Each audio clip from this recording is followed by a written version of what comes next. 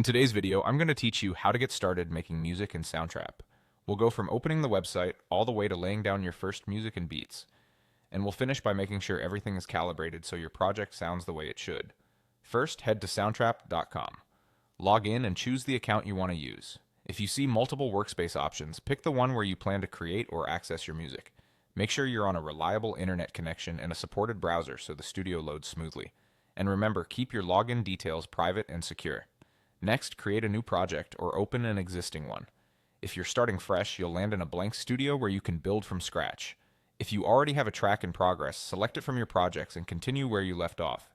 Either way, give the studio a moment to prepare everything. Now wait for the project to fully load. You'll see the timeline, the track area, and the sound library appear. If it takes a bit, that's normal. Soundtrap is loading instruments, effects, and content in the background. Avoid refreshing the page during this part. Let the studio finish so you don't interrupt the setup.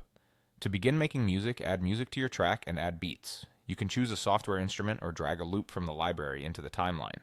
For beats, open the beatmaker or pick a drum loop that fits your style. Start with a simple pattern or a short loop so you can quickly hear your idea come to life. You can adjust the length of clips by dragging their edges and move them around the timeline to build a structure.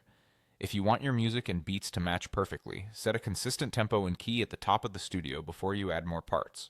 Finally, take time to calibrate everything.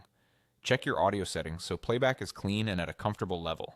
If you're using a microphone or headphones, choose the correct input and output devices.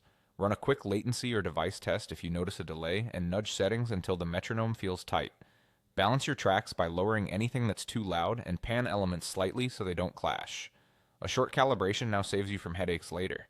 And that's it. You've logged in, created or opened a project, added music and beats, and calibrated your setup so it all sounds right. Enjoy building your track in Soundtrap.